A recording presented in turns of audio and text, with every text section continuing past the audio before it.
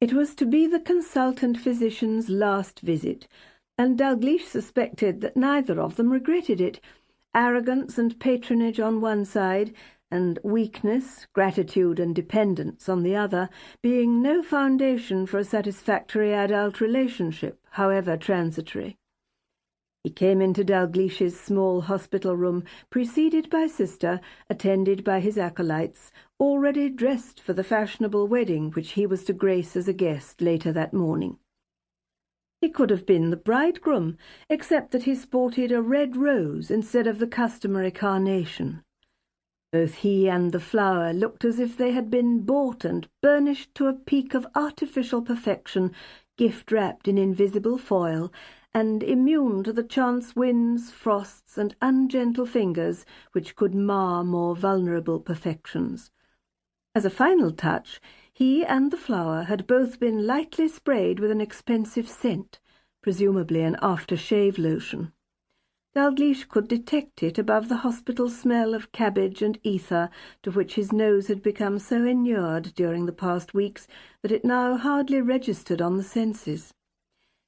The attendant medical students grouped themselves round the bed. With their long hair and short white coats, they looked like a gaggle of slightly disreputable bridesmaids.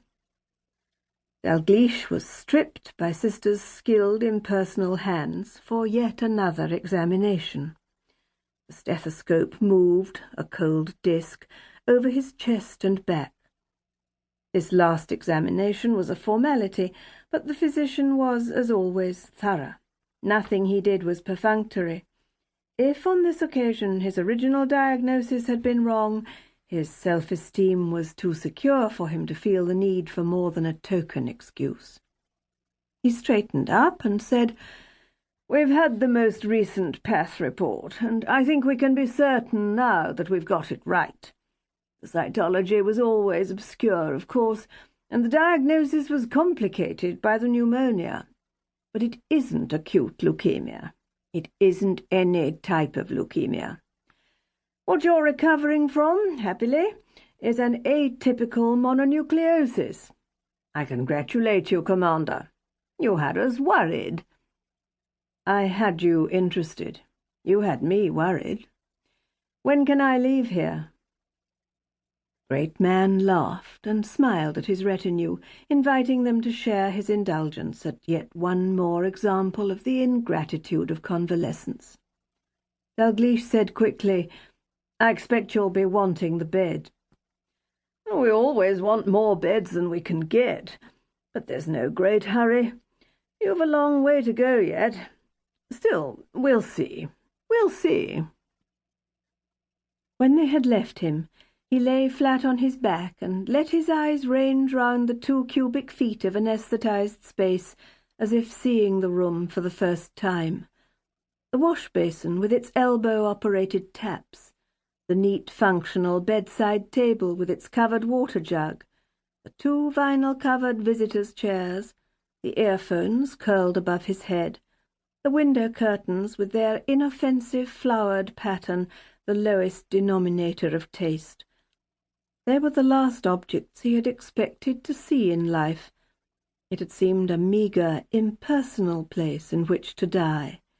Like a hotel room, it was designed for transients.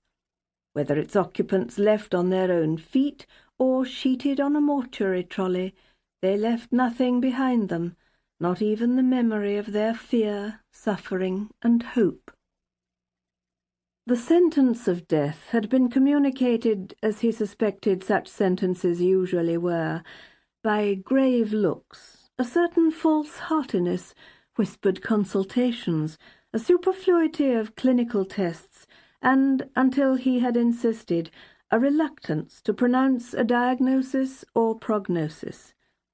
The sentence of life, pronounced with less sophistry when the worst days of his illness were over, had certainly produced the greater outrage.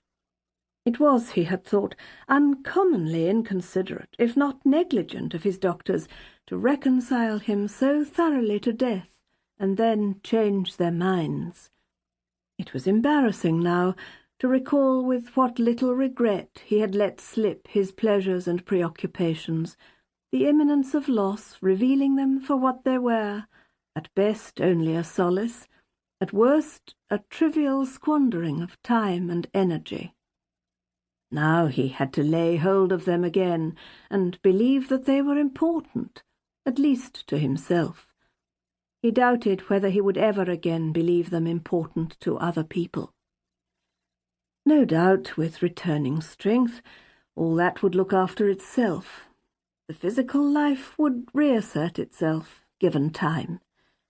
He would reconcile himself to living, since there was no alternative, and this perverse fit of resentment and accidie, conveniently put down to weakness, would come to believe that he had had a lucky escape.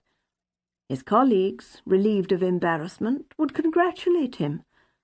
Now that death had replaced sex as the great unmentionable, it had acquired its own pudency. To die when you had not yet become a nuisance, and before your friends could reasonably raise the ritual chant of happy release, was in the worst of taste.